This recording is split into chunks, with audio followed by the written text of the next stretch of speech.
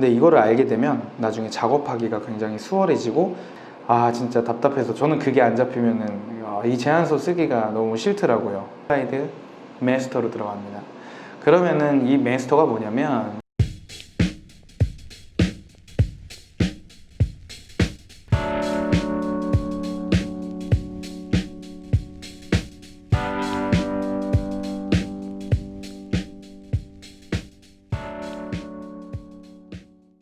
여러분 안녕하세요. 정신차려 보니 마이스 10년 기획을 사랑하는 대행사출 신입니다.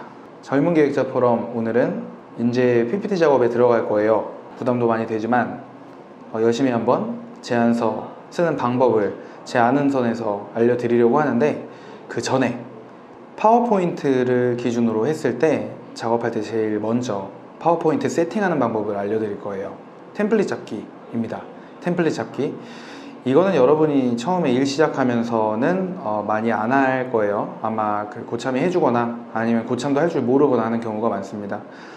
일단은 왜 한번 잡고 시작해야 되냐면, 템플릿을 잡는 이유는 일단은 혼자 작업하는 게 아니라 뭐 기본 계획이라고 하면, 아니면은 뭐 실무를 위한 몇 페이지짜리 그 계획안이라고 하면은 상관없어요. 수정하기 금방금방 하니까. 근데 적게는 뭐 60에서 70, 100페이지, 많게는 300페이지, 500페이지가 넘어가는 경우가 있어요. 행사 제안서 같은 경우에.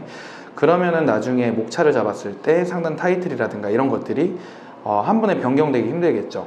뭐 1번이라고 달아놨던 게 3번으로 변경된다거나 그러면은 뭐 거기에 해당되는 상단 타이틀을 100페이지 넘게 직접 수작업으로 변경을 하거나 하지 않기 위해서 그 바탕이 되는 페이지를 작업한다라고 봐주시면 돼요. 이게 첫 번째 이유고, 두 번째는 목차 잡는 거랑 비슷합니다. 머릿속에 한 번 더 그 순서를 정리를 하는 거예요. 아, 이 순서가 맞나?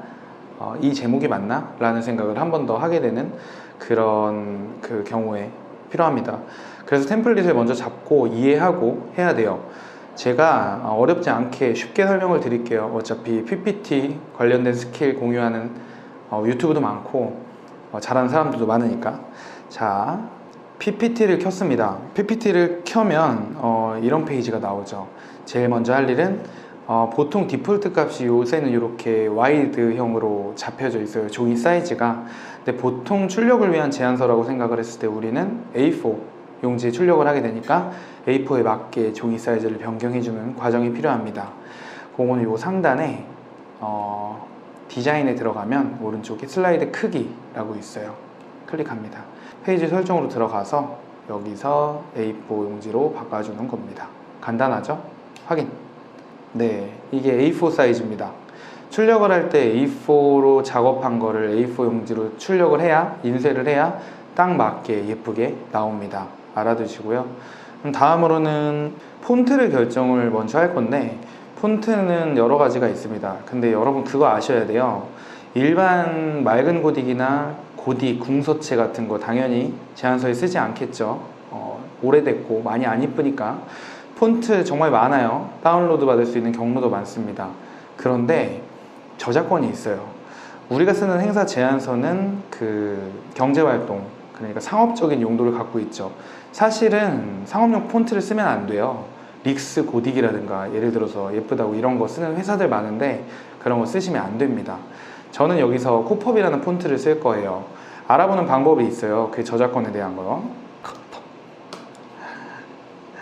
코펍 서체를 검색을 한번 해볼게요. 들어가면 나오죠. 한국 출판인 회의에서 만든 서체입니다. 그래서 여기서 코펍 월드라는 서체를 쓸 건데, 뭐 설명이 쭉 돼 있죠. 쭉 돼 있어요. 근데 쭉 밑에 내려가 보면 라이선스 안내라는 게 있어요. 그래서 읽어보면은 코펍 서체모, 이거는 저작권 문체관광부 한국출판인회에 있습니다. 그리고 이거를 허락하고 공개하는 건 전자책 제작이나 전자출판 유통시장 활성화를 지원하고, 그러니까 공짜 서체가 없어서 폰트 사는데 되게 비싸거든요. 그런 거를 위해서 요새는 지자체나 정부 기관에서도 이런 폰트를 많이 만들어요.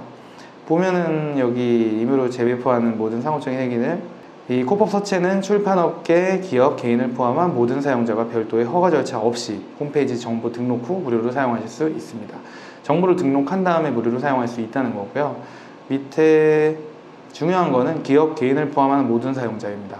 이걸 꼭 아셔야 됩니다. 저는 그래서 콕폿 서치를 쓸 거예요. 폰트를 결정했죠. 그리고 폰트도 나중에 이 느낌이 안 맞다, 다른 서치를 쓰자, 더 예쁜 서치를 쓰자라고 했을 때 변경을 쉽게 하는 방법도 그 비밀이 템플릿에 숨겨져 있습니다.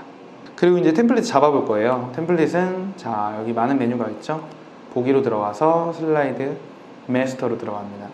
그러면은 이 마스터가 뭐냐면 이 종이에요, 종이. 그러니까 종이 뒤에 깔리는 백종이. 흰색의 작업을 우리가 하지만 페이지마다 상단에 1번 뭐, 2번 뭐 하고 오른쪽 위에 패턴을 예쁘게 넣어. 근데 그렇게 뭐 한다고 했을 때 그걸 일일이 다 변경하기 힘들잖아요. 그래서 몇 가지 기준이 되는 뒤에 종이를 만들어 놓고 시작을 한다 라고 생각을 하시면 돼요. 일단은 들어가는 거, 이거는 표지로 쓸 거고, 이거는 요 위치에 그 관련된 텍스트가 들어간다 라고 이해를 하시면 되는데, 날리고, 이거는 목차로 쓸 겁니다. 목차용 페이지 한 장, 그리고 내용이 있을 페이지 다 날려줍니다. 이런 거 안 이쁘니까 날려주고, 그리고 안 쓸 페이지들은 과감히 삭제해 줍니다. 몇 개 안 남죠. 이게 사실 나중에 파일의 사이즈를 줄이는데도 한몫해요. 자, 이거 표지로 쓴다고 했죠. 자, 다 지웁니다. 그리고 나서 써볼게요. 중앙 정렬을 한 다음에 제1회 젊은 기획자 포럼 제안서, 키워드 괜찮을 것 같네요. 균형에 맞추기 위해서 이렇게 떼주고, 뭐가 들어갈까요? 2020년 월 들어가겠고, 그 밑에는 누가 썼느냐가 들어가겠죠. 제1회 젊은 기획자 포럼 TFT. 자, 이렇게 표지가 잡혔습니다. 자, 지금 이건 템플릿인데 나가서 한번 볼게요. 마스터가 아니라 다시 원점으로 기본으로 돌아갑니다. 날려주고. 어때요? 이게 지금 활성화가 안 돼요. 잡히질 않습니다. 이유가 뭔가? 종이를 뒤에 백을 깔고 했기 때문이에요. 이게 템플릿입니다. 다음으로는 두 번째 페이지요. 이건 목차로 사용을 할 건데, 자, 목차, 이거는 목차 페이지로 쓸 거고, 다음 요거는 뭘로 쓸 거냐면 첫 번째 기본 개요에 대해서 쓰는 페이지를 여기다 작성을 할 거예요. 기본 개요, 기본 개요. 그리고 두 번째 페이지는 세부 프로그램 계획, 홍보 계획을 쓸 거고요. 마지막 네 번째는 운영 및 관리 계획을 쓸 겁니다. 자, 봐요. 돌아가 볼게요. 여기다가 새 슬라이드를 하나씩 넣는 겁니다. 이렇게. 자, 안 잡히죠? 여기다 내용을 쓰라는 뜻이에요. 두 번째, 기본 기호. 세 번째, 세부 프로그램 계획. 네 번째, 홍보 계획. 마지막으로 운영 및 관리 계획. 이게 템플릿입니다.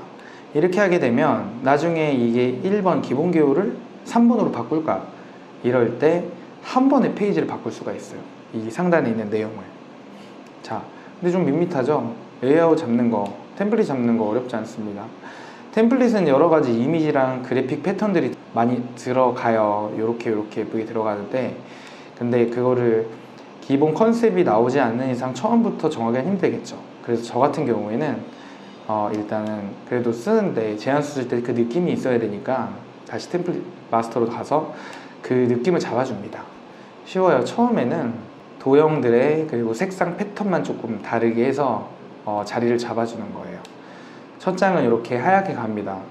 제 사수한테 배웠는데 표지를 막 어떤 그래픽도 넣고 할 수 있어요. 근데 잘못하면 촌스러워집니다. 그래서 이렇게 하얗게 좀 내비두는 그런 거 우리 사수한테 배웠고, 목차로 왔어요. 목차로 오면은 이 도형을 이 백에 깔아주는 거예요. 이런 식으로. 이게 색깔이 별로 안 이쁘니까 저는 기본적으로 빨간색을 좋아하거든요. 너무 빨갛긴 한데 일단 예시만 보여드릴게요. 목차 이 색깔도 흰색으로 바꾸면 좋겠죠.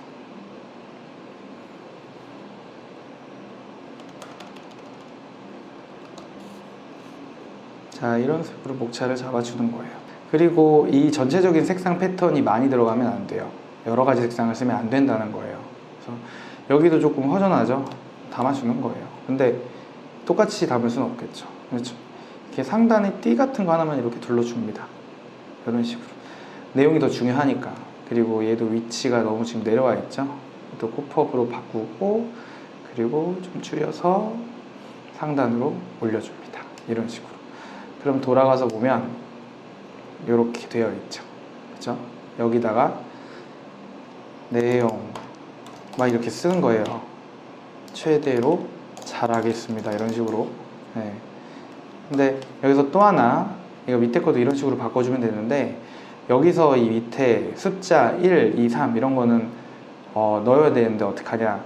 사실 그 제일 상단 목표 그 위에 밑에 하위 목표가 되는 경우에 빈번하게 바뀌는 경우가 많습니다. 그런 경우에는 다시 마스터로 돌아가서 여기서 게츠트 삽입에 들어가 줍니다. 여기서 텍스트를 클릭한 다음에 눌러줘요. 자, 쭉 늘어나는데 이게 이제 수준별로 맞추는 거예요. 실제로 이렇게 맞춰 놓으면은 이대로 여기서 맞춘 대로 글씨가 써집니다. 글머리기로 날려주고 사이즈를 맞춰서 밑에 위치를 맞춰줍니다. 네, 이런 식으로. 그러면 나가 볼게요. 다시 기본 화면으로 오면 원래대로 누르면 여기 위치가 있죠. 사실 이거는 이제 활성화가 됩니다. 여기에 이렇게 1번 뭐 왜 하는데, 그리고 두 번째 페이지 왜 하는데 쓰고, 두 번째 페이지에 2번 그래서 뭘 할 건데 라고 써주면 쭉 바뀌어요. 근데 나중에 이 색깔을 한 번에 바꾸고 싶어. 그러면 올라가서 얘도 마스터에 다시 들어가서 이 색깔이나 폰트를 바꿔주면 돼요. 이렇게 빨간색으로 바꾸고, 뭐 예를 들어서 다른 폰트를 쓴다, 티모 몬소리를 쓴다, 나가봅니다. 그러면 이렇게 다 적용이 되는 겁니다. 이런 식으로 템플릿을 잡는 거예요. 템플릿 잡는 건 이 정도까지만 알아도 됩니다. 처음에 일 시작하면은 템플릿 잡기 저도 잘 몰랐어요. 그리고 PPT 단축키 같은 거. 근데 이거를 알게 되면 나중에 작업하기가 굉장히 수월해지고 피로도를 줄여줍니다. 그리고 지금은 파트만 작업을 하지만 나중에 중간 관리자가 돼서, 그리고 나중에 이제 팀장이 되거나 했을 때 전체 페이지를 한눈에 보고 수정하고 막판까지 어떤 수정 사항이 나왔을 때 그거를 반영하기가 굉장히 수월해집니다. 저는 그래서 템플릿을 진짜 답답해서, 저는 그게 안 잡히면은 이 제안서 쓰기가 너무 싫더라고요. 이 강박인지. 그래서 이 템플릿 잡는 법 여러분도 아시면 제안서 쓰는데 많이 도움이 되실 거예요. 여기까지 템플릿 작성에 대해서 알아봤습니다. 우리가 함께 모여 제안서를 쓰는 그날까지.